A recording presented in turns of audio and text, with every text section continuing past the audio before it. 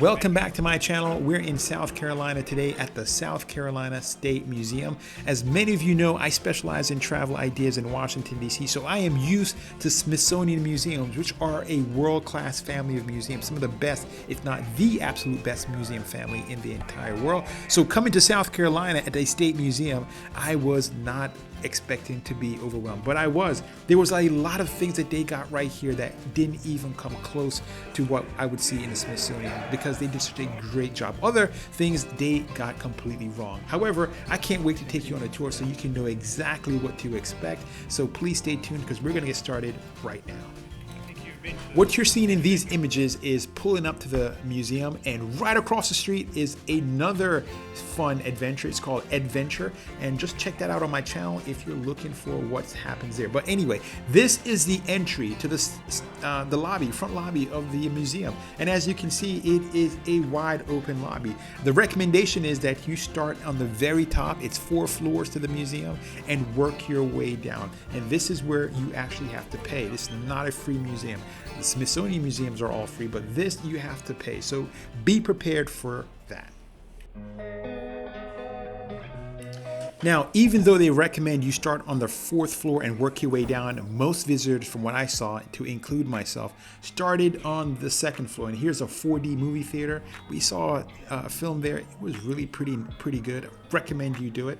But this is what the 2nd floor looks like. And this is, in my opinion, the main museum entrance. And this is, I guess, a whale.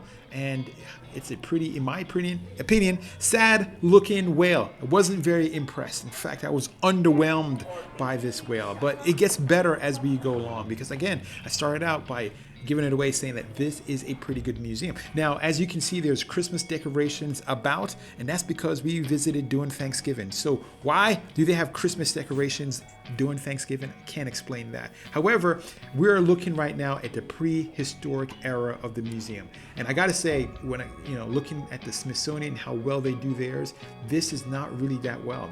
In my opinion, it looks bad.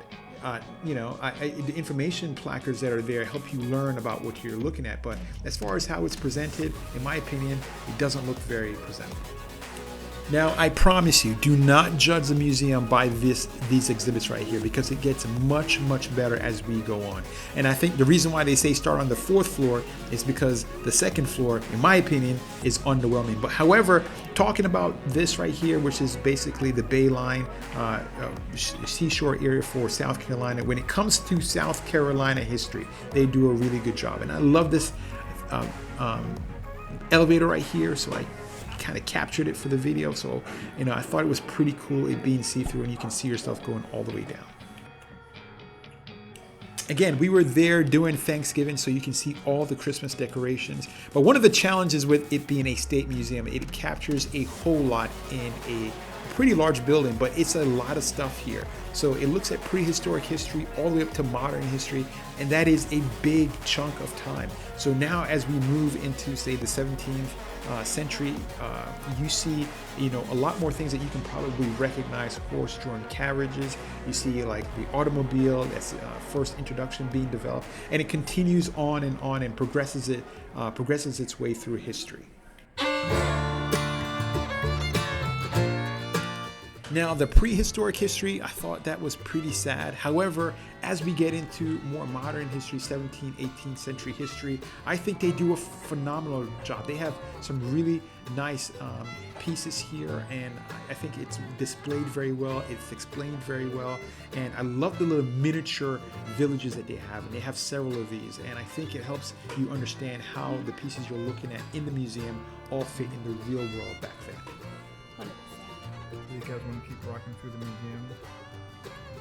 Pardon?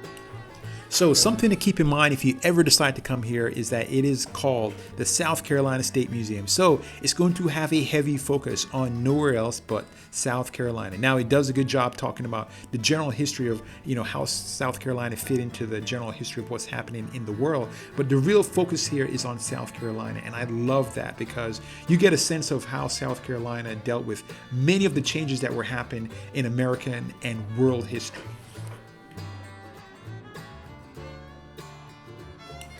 One of the things this museum did not do very well is using technology to integrate what you're looking at. You go to other museums, they have really nice movies that help you, understand and, present information to you. You can see right here, this screen is extremely small. The theater is again kind of small, so it doesn't do a good job of integrating technology to help you understand and and appreciate what exactly it is you're looking at. So I came here with my entire family, so all 4 kids, and the question is it right for them? And the answer is yes. My kids really enjoyed it. I thought they were going to run through. They're used to the Smithsonian museums. They enjoy that, and I was wondering whether or not they would enjoy this, and they really did. And I tell you why. It's because they had so many interactive exhibits. They didn't have electronic exhibits, but they had exhibits that kids would sit there and they would ponder. Not just kids, but adults. They would sit there together and try to figure things out. So this part of the museum, I thought, did exceptionally well. You don't see this at the Smithsonian museums in Washington, D.C. or many other museums, but they had exhibits where you can actually interact with it. You can learn as you play, and I think that's absolutely great. And I thought that it was just not only appropriate for kids, but also a lot of adults were interacting with the exhibits and trying to figure things out. And as they were doing so, they were learning because they had to read to try to understand what is it you're looking at and why is it playing tricks on their brain.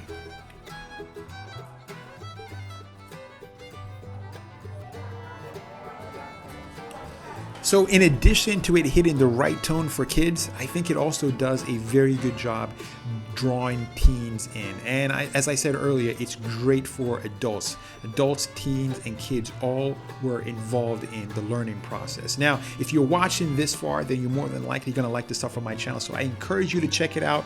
And the most important thing you can do to help my channel survive is to simply like it. But if you don't want to like it, simply subscribe. But the most important thing you can do is do one of the two.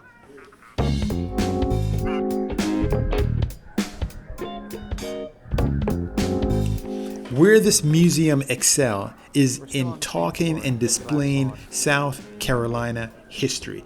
And it talks about how South Carolina has certain industries that were extraordinarily important for its growth and development. And it talked about you saw the cotton gin and how cotton was a big thing. It also talked about slavery and the impact that had along with the Civil War. And you see a lot of historical items from that era and from that period. And it really does, in my opinion, a phenomenal job of making it relevant to today. It doesn't really, push any buttons when it comes to making political statements or anything like that. However, it does a great job of showing how integrated the past is in with the future. One of the challenges I feel that this museum has is that it tries to do too much. You see a little bit of military history here, and don't get me wrong, it does a good job in these aspects, but when you are doing 15 different things all at the same time in such a small space, normally you have museums that are dedicated to just one aspect of history and time. However, this museum tries to cover, and it does cover a tremendous amount. One of the things I didn't realize was how much South Carolina had to do with the aerospace industry and how many astronauts it actually had. So again, when it talks about South Carolina history, it does a phenomenal job. However, it does take a huge bite when it comes to overall understanding and appreciation of American and world history.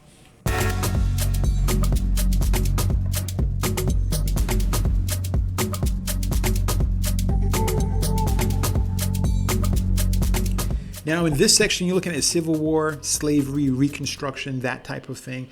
And again, it's not going to push any buttons.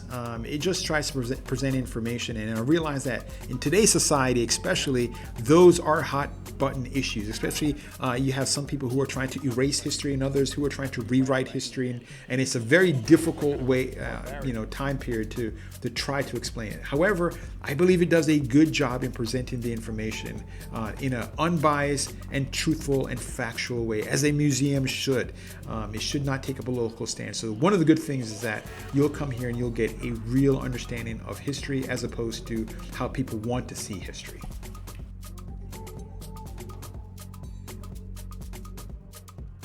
I think part of the reason why I enjoy this museum so much is because it talks about a history that is very passionate to me, the Civil War, and World War I, World War II, and it really talks and has a lot of information about that particular segment of history. So one of the challenges that this museum has is that it focuses a great deal on certain parts of history, but then when it comes to other parts, it kind of really, you wonder how it gets here so quickly, and because it has a limited space, so it has to really move through history very, very quickly. Now, this is the telescopes collection, and this is a big part of the museum. You wouldn't think so, but it is. And I think because it was maybe an observatory before, so it's going to have a lot more having to do with telescopes than you would think it should. Now, one of the things I thought was the absolute best part of the museum was the observatory. And this is the only spot in the museum where there was somebody there to help explain and talk you through what you were actually looking at. And that's one of the downsides here, is that there weren't that many volunteers or people around to help you to understand and appreciate segments of the museum. There is a cafeteria here in the museum, so you don't have to leave, especially if you want to get a bite to eat. When it comes to how much time you should give this museum, I would say anywhere from 2 to 4 hours. If you really like Civil War history, then I would give it some more time. Overall, is the museum a good value for your money? And I have to say that I think it is. I really enjoyed it, far more than I thought I would. Again, it took a big bite of history, so I think it kind of muddles some parts of the history, especially the prehistoric history. But otherwise, I thought it was a good value for the money.